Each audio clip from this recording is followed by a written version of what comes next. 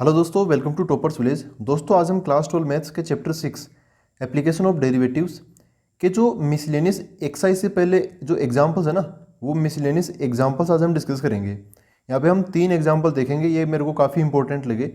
Example number 46, 48 and 51। Already ये NCERT के अंदर सोल्ड है ना, इनका सॉल्यूशन आपको मिल जाएगा। लेकिन वो क्या होता है, कई बच्चों को समझ में नहीं आता। कुछ एक बच्चों ने कमेंट करके बताया था कि उसने मतलब एग्जांपल्स के ये नंबरिंग बता दिए थे, तो उसी हिसाब से मैंने भी कुछ एग्जांपल सेलेक्ट कर लिए। एक एग्जांपल है 45, वो मिसलेनियस एक्सरसाइज के अंदर ही मिल जाएगा, उसको हम वहीं पर डिस्कस कर लेंगे। ठीक है, आसान एग्जांपल है और इनका सॉल्यूशन ऑलरेडी है एनसीईआरटी के अंदर, लेकिन फिर भी आप मेरा तरीका देखना, मतलब काफ़ी ईजिली समझ जाओगे इन एग्जाम्पल्स। जैसे ये एग्जाम्पल नंबर 46 है ना, ये काफ़ी कॉम्प्लिकेटेड तरीके से सोल्व कर रखा है उसके अंदर एनसीईआरटी में। मैं आपको बहुत सिंपल वे में बताऊंगा एक एक चीज़। ठीक है, तो जो बचे हुए एग्जाम्पल हैं उनको भी हम एक बार देखते हुए चलेंगे। तो जैसे मैं यहाँ पर एक बार आपको दिखाऊं एग्जाम्पल नंबर 45 ये। तो अब इसके अंदर देखो यार कि ये सेम टू सेम क्वेश्चन के रूप में दे रखा है आगे मिसलेनियस एक्सरसाइज के अंदर। देखोगे ना, यहाँ पर आओगे तो ये जो क्वेश्चन नंबर 4 है ना, ये सेम टू सेम दे रखा है मिसलेनियस एक्सरसाइज चैप्टर 6 में। तो ये हम डिस्कस नहीं करेंगे, इसको हम यहीं पे आके डिस्कस कर लेंगे एक्सरसाइज में ही। ठीक है, तो ये एग्जाम्पल में डिस्कस नहीं कर रहा। अभी एग्जाम्पल 46 इस पर आते हैं। तो देखो, इसमें बोला है find the equation of tangents. ये टेंजेंट नॉर्मल वाला क्वेश्चन है, तो हमें इक्वेशन बतानी है टेंजेंट की टू दी कर्व। ये कर्व दे रखा है y equal to cos of x plus y. देखो y यहाँ पर भी है, y यहाँ पर भी है, मतलब y उलझा हुआ है एक टाइप से। इम्प्लिसिट फंक्शन है, x और y आपस में उलझे हुए हैं ना, तो उसको बोलते हैं इम्प्लिसिट फंक्शन। यहाँ पे x की मतलब रेंज दे रखी है -2π से लेके 2π तक, दोनों किनारे भी इंक्लूडेड है। That are parallel to the line this. ऐसी टेंजेंट्स बतानी है जो कि इस लाइन के पैरेलल हो। और आपको पता है कि यार पैरेलल लाइन की कंडीशन क्या होती है, पैरेलल लाइंस में जो स्लोप होती है m1 m2 ये बराबर होती है। m1 इक्वल टू क्या होती है, m2 होती है। तो मैं इसकी स्लोप निकाल लेता हूँ पहले। किसी भी लाइन की स्लोप निकालने का सबसे बढ़िया तरीका क्या है, इसको y बराबर mx प्लस सी इस पैटर्न में ढाल लो। इस पैटर्न में मतलब ये y अकेला होना चाहिए, तो इस 2y को यहीं पे रखता हूँ और x को उधर भेज देता हूँ, तो क्या हो गया, -x हो गया। तो y इक्वल टू, अभी जो 2 है ना 2, y देखो अकेला होना चाहिए, इस 2 को भी उधर डिवाइड में भेज दो, तो -x/2 हो जाएगा। तो इस प्रकार अगर आप इसको ऐसे अरेंज कर लेते हो, तो जो x के साथ होता है वो होता है m मतलब स्लोप, और जो कांस्टेंट होता है वो होता है y इंटरसेप्ट। वैसे यहाँ पे y इंटरसेप्ट का कोई काम ही नहीं है, दो पैरेलल लाइंस है तो उनकी स्लोप ही बराबर होती है। यहाँ से स्लोप निकाल लो तो आप पाओगे कि x का कोएफिशिएंट क्या है, -1/2। -1/2 इसकी क्या हो जाएगी, स्लोप हो जाएगी। ठीक है, ये लाइन और अपनी टेंजेंट ये आपस में पैरेलल है, तो टेंजेंट की स्लोप भी क्या हो जाएगी, -1/2 हो जाएगी। स्लोप ऑफ टेंजेंट को मैं mt से शो कर देता हूँ, ये भी क्या हो जाएगी, -1/2 के बराबर हो जाएगी। ठीक है, अब एक टेंजेंट जो कि एक लाइन होती है, एक लाइन पता करने के लिए हमें एक तो चाहिए होती है स्लोप। स्लोप तो हमें मिल गई, लेकिन एक पॉइंट भी हमें चाहिए होता है इसके ऊपर। क्या चाहिए होता है, पॉइंट। यार ये पॉइंट नहीं मिल पाएगा अगर हम इसको ऐसे पड़े रहने देंगे। तो पॉइंट का आपको साफ साफ हिंट भी दिखाई नहीं दे रहा होगा, है ना। यहाँ पे कोई पॉइंट का तो जिक्र ही नहीं किया गया, फिर भी हमें इक्वेशन ऑफ टेंजेंट बतानी है, तो कैसे बताएंगे। देखो दोस्तों, ऐसे क्वेश्चन मतलब इस टाइप के बहुत सारे क्वेश्चन मिलते हैं। ऐसे क्वेश्चन यही नहीं है, बहुत सारे हैं। जब टेंजेंट नॉर्मल की एक्सरसाइज आई थी ना, तब भी ऐसे क्वेश्चन हमने सोल्व किए थे। ऐसे क्वेश्चंस में क्या करते हैं, देखो ये इनडायरेक्टली एक कंडीशन दे रखी है कि ये इसकी जो स्लोप है ना, टेंजेंट की स्लोप, वो इसके बराबर है। पैरेलल है तो स्लोप बराबर है। ये जो स्लोप का एक्सप्रेशन आया, इसी से हमें पॉइंट भी मिल जाएगा। कैसे मिलेगा, ये स्लोप ऑफ टेंजेंट है -1/2। एक बार हम स्लोप ऑफ टेंजेंट खुद से निकालेंगे। कैसे, इसका डिफ्रेंशिएशन करके। यहाँ से जो dy/dx आएगा ना, वो भी क्या होती है, स्लोप ऑफ टेंजेंट होती है। तो एक बार मैं कर्व को लिखता हूँ। यहाँ पे कर्व क्या है, y equal to cos of x plus y, और जो स्लोप ऑफ टेंजेंट है ये अपने आप में dy/dx भी होती है। तो हम यहाँ से खुद से dy/dx निकालेंगे। देखो dy/dx के लिए इसको कंप्लीटली हमें क्या करना पड़ेगा, डिफ्रेंशिएट करना पड़ेगा। तो डिफ्रेंशिएट कर देते हैं इसको, इधर से चालू करके वहाँ तक जब तक ख़त्म नहीं होता ना, तब तक करता ही रहना पड़ेगा। y का डिफ्रेंशिएशन क्या हो जाएगा, विद रिस्पेक्ट टू x, है ना, ये ध्यान रखना, विद रिस्पेक्ट टू x। तो y का क्या हो जाएगा, dy/dx बराबर। इधर आएंगे तो कोस के अंदर हमें x प्लस वाई मिलेगा, तो एक टाइप से चेन रूल लगेगा यहाँ पर। सबसे पहले कोस का करूँगा, कोस का क्या हो जाएगा, माइनस का साइन और ब्रैकेट में x plus y. Multiply by. अब हम अंदर की तरफ जाएंगे तो अंदर की तरफ क्या x प्लस वाई है, तो x का डिफरेंशिएशन कितना हो गया 1 और प्लस, तो फिर प्लस, फिर y का क्या हो जाएगा dy बाई डी एक्स हो जाएगा। हम चाहते हैं कि dy बाई डी एक्स अपने तरीके से भी आ जाए। एक तो यहाँ पे स्लोप ऑफ टेंजेंट दे ही रखी है, तो चलो निकालते हैं। dy बाई डी एक्स यहाँ पर पहले ब्रैकेट खोल देता हूँ मैं, तो ये बन गया dy बाई डी एक्स बराबर minus sine x plus y, फिर ये इसके साथ भी आएगा minus sine x plus y into d y by d x. इसके पास भी d y by d x है, यहाँ पर भी है, तो इसको मैं इधर ले आऊँगा और दोनों में फिर d y by d x common ले लूँगा। तो d y by d x common ले लिया समझ लो। यहाँ पे क्या बचेगा 1, ये माइनस का इधर आएगा तो बन जाएगा प्लस का, ये तो कॉमन ले लिया, ये बच जाएगा साइन वाला, साइन एक्स प्लस वाई। ठीक है, आरएचएस में कौन खड़ा है अभी भी, माइनस का साइन एक्स प्लस वाई, ये है ना, ओनली यही बचेगा। हम निकाल लेते हैं d y by d x, तो d y by d x बराबर कितना आ जाएगा, ये उसके डिवाइड में minus sine x plus y divide by ये नीचे 1 plus sine x plus y. ठीक है, ये क्या है, स्लोप ऑफ टेंजेंट। जब हम पहली बार डिफरेंशिएशन करते हैं ना, तो जो d y by d x मिलता है वो स्लोप ऑफ टेंजेंट होता है। और एक स्लोप ऑफ टेंजेंट हमें पता है ऊपर दे रखा है, ये हमने निकाला था अभी इसकी स्लोप बराबर करके -1/2, -1/2। ठीक है, तो इन दोनों को, इसको और इसको हम क्या कर देंगे, बराबर कर देंगे, इन दोनों को हम इक्वेट कर देंगे। तो देखो क्या मिलेगा, ये expression minus sine x plus y बटे नीचे 1 plus sine x plus y बराबर, इधर ये एक्सप्रेशन -1/2, माइनस से ये माइनस काट देंगे, इसको 2 को इधर क्रॉस मल्टीप्लाई करूंगा, ये उधर चला जाएगा, तो क्या मिलेगा 2 साइन एक्स प्लस वाई बराबर, ये उधर चला गया 1 plus sine x plus y. यहाँ पे साइन एक्स प्लस वाई अगर इसको हम इधर की तरफ ट्रांसपोज करेंगे तो ये 2 है वो 1 है, तो इसका 1 हट जाएगा, बस 1 ही बचेगा, साइन एक्स प्लस वाई बराबर 1। ठीक है, अब यहीं पे रुक जाना दोस्तों, आगे क्योंकि आप और भी कोशिश करोगे तो साइन उधर जाएगा, फिर एक्स प्लस वाई बराबर साइन इनवर्स 1, वो लफड़ा है, उस चक्कर में मत पड़ना। देखो हमें एक कंडीशन मिल गई एक टाइप से, जब हमने d y by d x को उस एम टी के बराबर रखा ना, तो हमें एक कंडीशन मिल गई, साइन एक्स प्लस वाई की वैल्यू मिल गई 1। तो अब मैं क्या करूँगा, ये एक इक्वेशन है और अपने पास में इसको कहाँ रखूँगा, ये एक इक्वेशन है, ये है ना, इसके अंदर क्या है, कोस है इसके अंदर। तो यार एक काम करते हैं, इसको काम में नहीं लेते, पहले यहाँ से ना कोस निकाल लेते हैं। तो कोस कैसे निकालूंगा, कोस के लिए तो मेरे को वो आइडेंटिटी लगानी पड़ेगी। तो मैं चाहता हूँ कि मुझे क्या मिल जाए, कोस एक्स प्लस वाई। आप चाहो तो वो डायग्राम से भी बना सकते हो। कोस एक्स प्लस वाई का फॉर्मूला क्या होता है, √1 minus sine square x plus y, होता कि नहीं होता। यहीं पे आपको मेरे सॉल्यूशन में और एनसीईआरटी के सॉल्यूशन में थोड़ा सा अंतर दिखाई देगा, ये तरीका आपको ज़्यादा आसान लगेगा। मैं इतना क्यों कर रहा हूँ, क्योंकि देखो y बराबर कोस एक्स प्लस वाई है, ये एक इक्वेशन है, यहाँ पे साइन एक्स प्लस वाई बराबर 1, ये एक इक्वेशन है।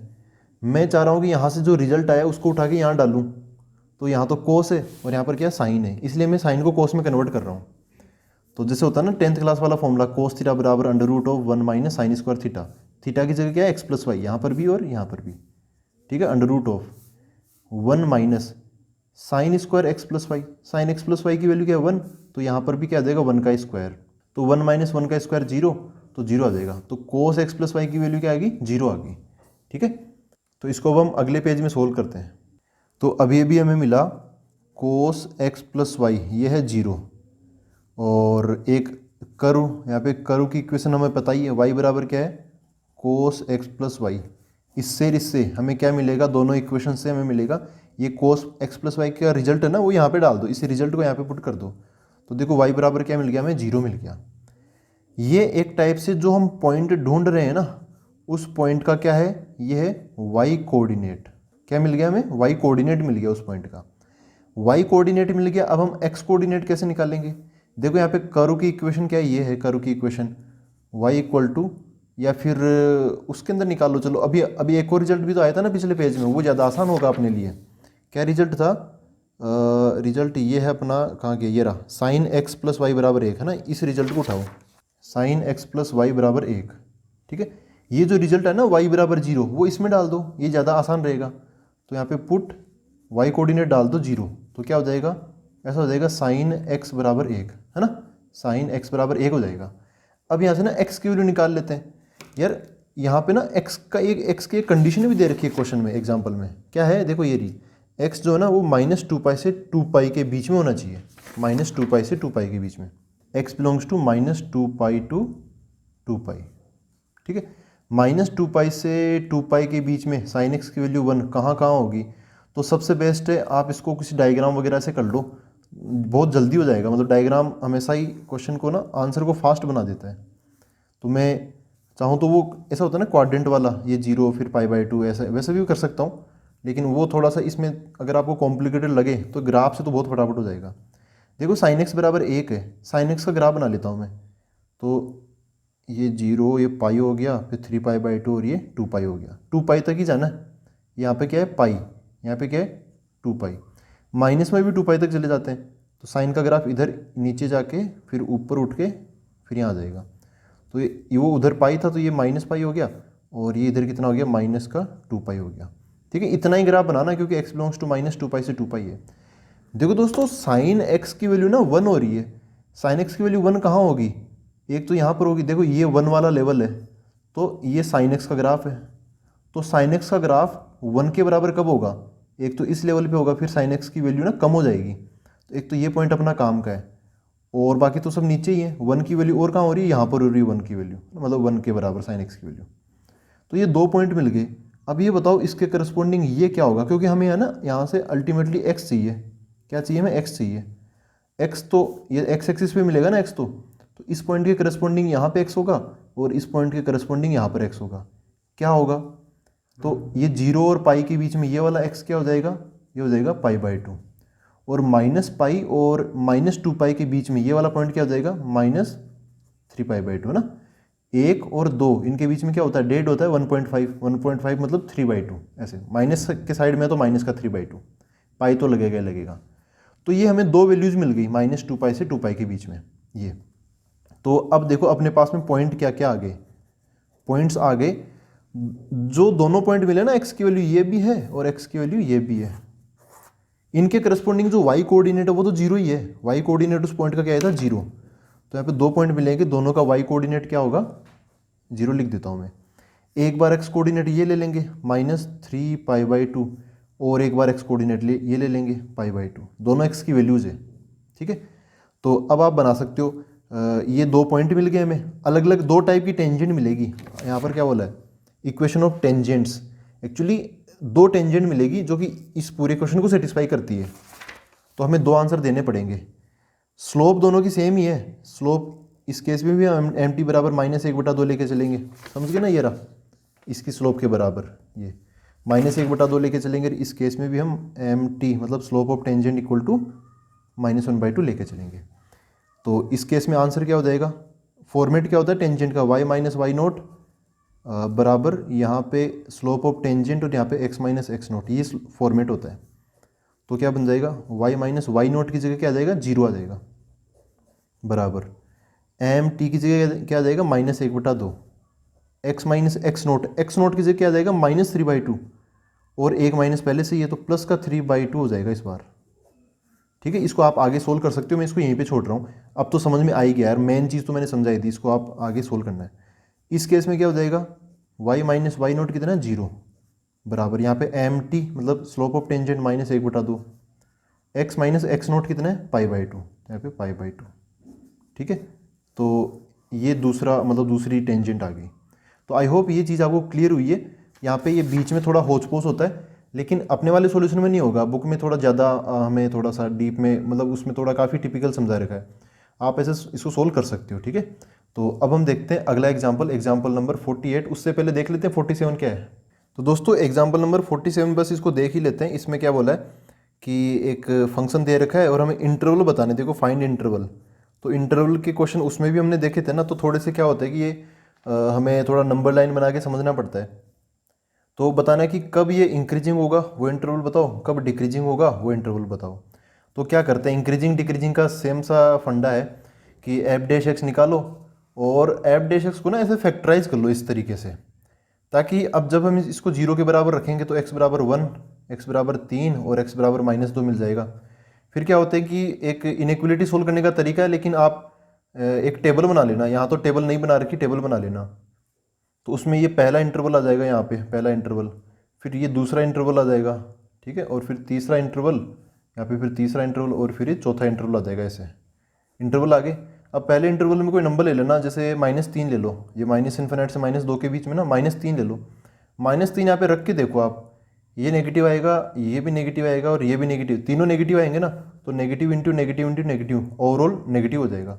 तो f' की स्लोप ना इस फर्स्ट में, इस क्वाड्रेंट नहीं है ये, फर्स्ट वो है, फर्स्ट इंटरवल है, इस फर्स्ट इंटरवल में स्लोप नेगेटिव है, इसका मतलब डिक्रीजिंग वाला इंटरवल हमें मिल जाएगा। ऐसे कटाकट कर लेना, एक टेबल बना लेना ऐसे, ठीक है। मतलब फर्स्ट इंटरवल में स्लोप नेगेटिव आई ना, तो हमें क्या बताना है, डिक्रीजिंग वाला इंटरवल कौन सा है, तो इस फर्स्ट इंटरवल में डिक्रीजिंग हो जाएगा, मतलब -∞ से -2 के बीच डिक्रीजिंग। फिर इसमें आप कोई पॉइंट रखोगे, यहाँ से तो इंक्रीजिंग आ जाएगा, फिर डिक्रीजिंग आ जाएगा, फिर इंक्रीजिंग आ जाएगा। तो इस टाइप से फटाफट हमें इंटरवल मिल जाएंगे, ठीक है। तो अभी हम देखते हैं एग्जाम्पल नंबर 48, ये वाला। इसमें यहाँ पे थोड़ा सा आगे थोड़ा सा डिफरेंट तरीके से सोल्व कर रखा है, मैं आपको एक आसान तरीके से बता देता हूँ।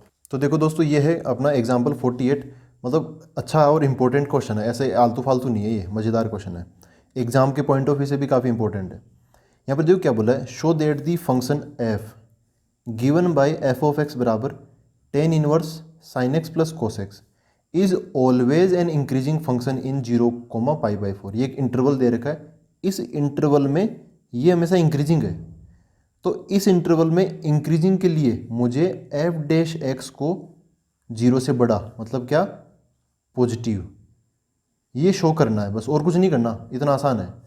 तो देखो f(x) को लिखता हूँ सबसे पहले, f(x) बराबर क्या है, tan inverse sin x plus cos x, ठीक है। हम एक्स्ट्रा मेहनत नहीं करेंगे, हम उतनी मेहनत करेंगे जिससे अपना क्वेश्चन इजीली सोल्व हो जाए और अच्छे से समझ में भी आ जाए। तो अब मैं निकालता हूँ f', ठीक है, ताकि हमें f' की वैल्यू पे कमेंट कर सकें। देखो दोस्तों, यहाँ पर ना tan इनवर्स के अंदर फंक्शन है, तो मुझे ना tan इनवर्स का डिफरेंशिएशन करना पड़ेगा पहले, फिर अंदर जाऊँगा, तो एक टाइप से चेन रूल लगाना पड़ेगा। तो tan इनवर्स का डिफरेंशिएशन क्या होता है, आपको याद है क्या tan इनवर्स का क्या होता है?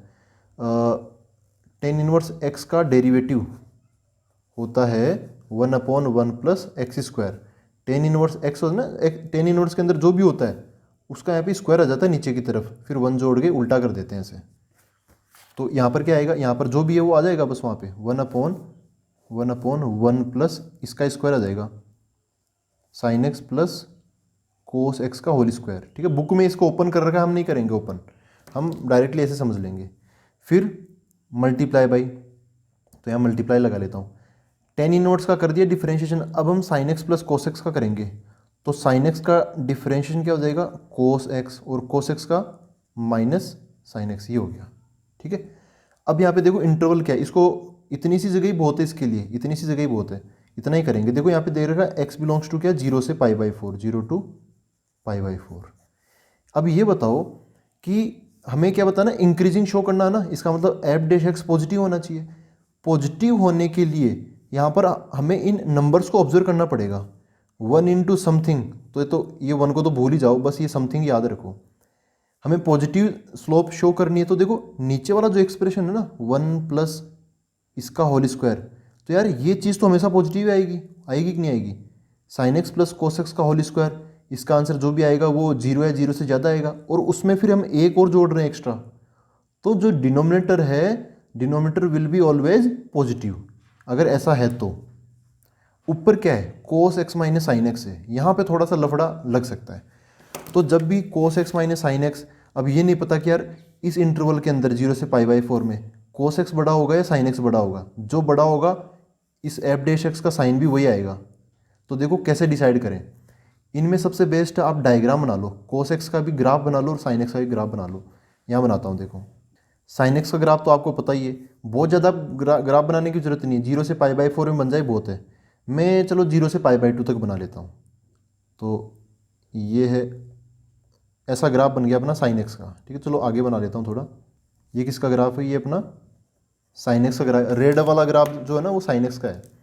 यहाँ पे cos x का भी जिक्र हो रहा है, तो cos ऊपर से चालू होता है, यहाँ से चालू होके वो ऐसे जाता है, साइन जब हाईएस्ट होता है तब कोस 0 बन जाता है और फिर कोस नीचे चला जाता है। ये किसका ग्राफ है?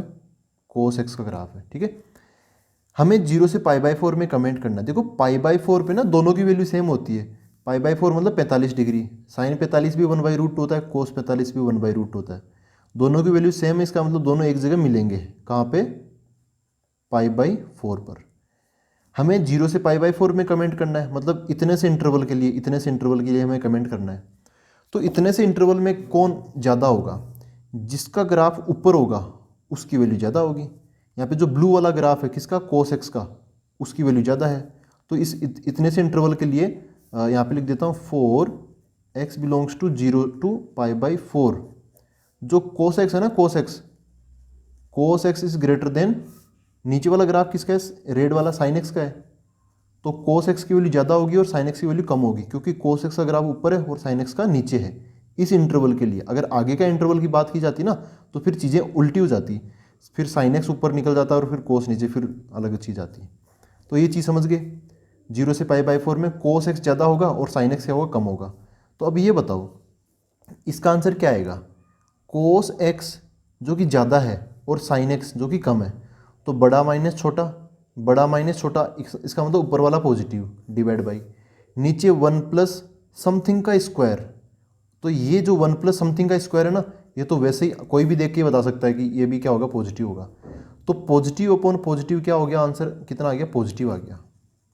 तो 0 से π/4 में एफ डैश एक्स क्या आया? पॉजिटिव, है ना। 0 से π/4 में, आगे की बात नहीं कर रहा, आगे फिर उल्टा हो जाएगा, ऊपर वाला नेगेटिव आ जाएगा। तो 0 से π/4 में अपना क्वेश्चन था, तो फाइनली क्या हो गया? F dash x positive. इसका मतलब क्या हो गया? ग्राफ इंक्रीजिंग फंक्शन हो जाएगा, है ना। फंक्शन कैसा हो जाएगा? इंक्रीजिंग हो जाएगा। तो आई होप ये चीज़ें क्लियर हो गई आपकी। अब इसके बाद में छोटी मोटी लैंग्वेज लिखनी है वो आप खुद से लिख सकते हो। ठीक है, अब हम देखते हैं अगला एग्जाम्पल। तो दोस्तों अब हम देखते हैं एग्जाम्पल 51। बीच में जो एग्जाम्पल्स रह गए 49 एंड 50 वो आसान एग्जाम्पल्स है और उनको हमने पहले कभी ना कभी एक्सरसाइज के तौर पे उनको कर रखा है, मतलब एक्सरसाइज में कर रखा है। जैसे एक तो वो एक पेज के किनारे काट के वो डिब्बा बनाने वाला एग्जाम्पल है ना, वो हम ऑलरेडी कर चुके हैं उस टाइप के। ठीक है, एक रेट ऑफ चेंज का है तो वो एक्सरसाइज 6.1 के कंसेप्ट से हो जाता है। तो अभी हम आते हैं एग्जाम्पल 51 पे।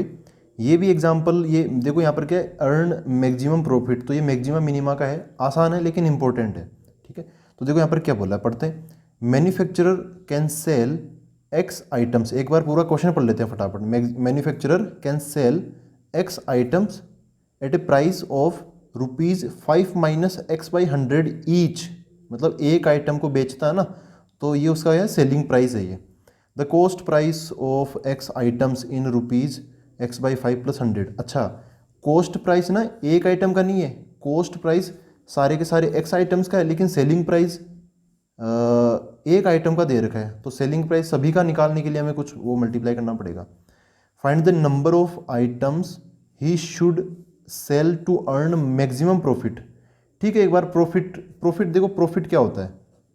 प्रॉफिट होता है अपना selling price minus cost price. ठीक है, ये कॉस्ट प्राइस मतलब सीपी, है ना, एसपी माइनस सीपी। क्योंकि सेलिंग प्राइस ज़्यादा होगा, कॉस्ट प्राइस कम होगा, तभी तो वो कुछ प्रॉफिट मार्जिन हमें मिल पाएगा कि भाई ये इतना प्रॉफिट हो गया। ठीक है, तो जितने में बेच रहे हैं वो ऑब्वियसली ज़्यादा होगा और जितने में खरीद रहे हैं वो ऑब्वियसली कम होगा, तभी हमें प्रॉफिट बीच में मिल पाएगा। तो सेलिंग प्राइस निकाल लेते हैं, कॉस्ट प्राइस निकाल लेते हैं। यहाँ पे एक्स तो वेरिएबल चल ही रहा है तो कोई दिक्कत नहीं है। हम सबसे पहले सेलिंग प्राइस निकालते हैं।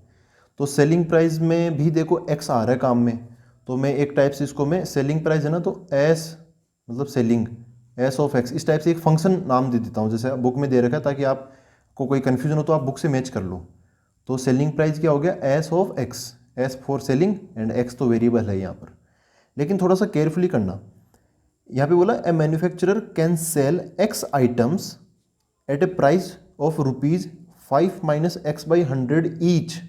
मतलब एक आइटम को बेचता है ना तो 5 माइनस x/100 का बेचता है, अगर वो टोटल एक्स आइटम्स बेचता हो तो एक आइटम का सेलिंग प्राइस क्या है? 5 माइनस x/100। तो टोटल अगर वो एक्स आइटम्स बेचेगा तब क्या हो जाएगा? एक्स से मल्टीप्लाई कर देंगे। ये क्या है? एक की प्राइस है, ठीक है, फॉर वन आइटम। ठीक है, और ये x आइटम्स है। तो ओवरऑल जो सेलिंग प्राइस आई ना ये x आइटम्स की आ गई।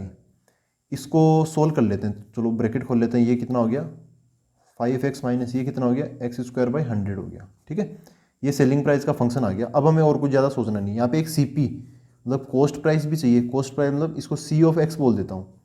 यहाँ पे कॉस्ट प्राइस के लिए स्टेटमेंट ये दे रखा है the cost price of X items.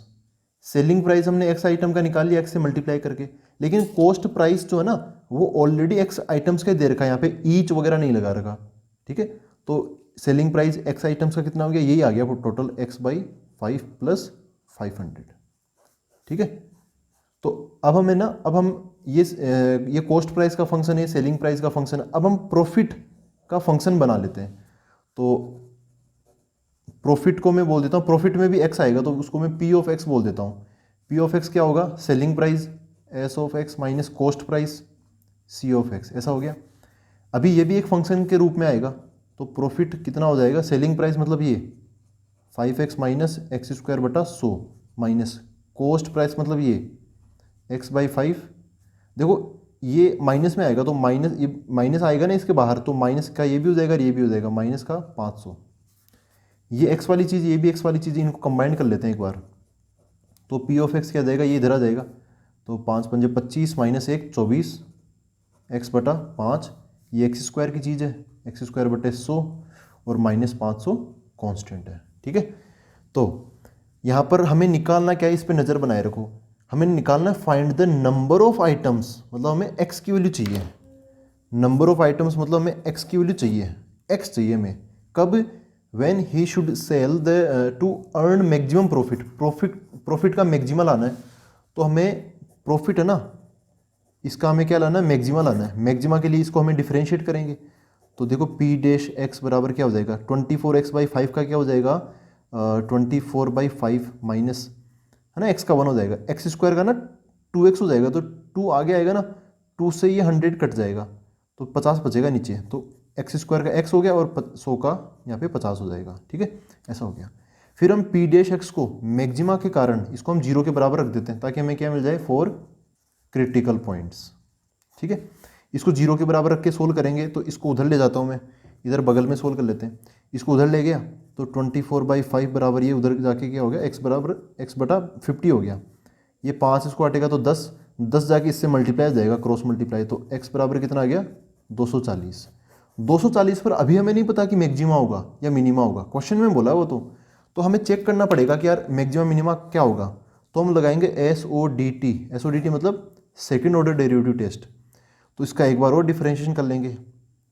अच्छा इसका नहीं, इसका है ना, ये तो ओरिजिनल फंक्शन ये एक बार हो चुका, इसका एक बार और डिफरेंशिएशन कर लेंगे। तो क्या मिलेगा P'' बराबर, ये तो कांस्टेंट है तो कांस्टेंट का डिफरेंशिएशन 0 माइनस x का 1 हो जाएगा, तो क्या बचा माइनस का 1/50। ये x बराबर 240 इसमें डाल देंगे, तो P'' 240 बराबर, इसमें डालने से कोई फर्क नहीं पड़ेगा, ये माइनस का 150 माइनस का 1/50 आएगा ही आएगा। ये एक्सप्रेशन कैसा है, नेगेटिव एक्सप्रेशन है। और जब भी डबल डेरिवेटिव का आंसर नेगेटिव आता है तो वहाँ पर मिलता है हमें मैक्सिमा, और टेक्निकली बोले तो लोकल मैक्सिमा मिलता है हमें वहाँ पर। खैर हमें लोकल वगैरह से मतलब नहीं है, मैक्सिमा होना चाहिए। x बराबर 240 पर हमें क्या मिला, मैक्सिमा मिला। तो क्या बोलेंगे हम यहाँ पे, x मतलब नंबर ऑफ आइटम्स। तो हम यहाँ पर फाइनली एक स्टेटमेंट यहाँ पे लिख देता हूँ कि manufacturer should sell 240 items to earn maximum profit, है ना, हमने यहाँ से इंस्पायर होके ये स्टेटमेंट लिखा। तो आंसर क्या आ जाएगा 240।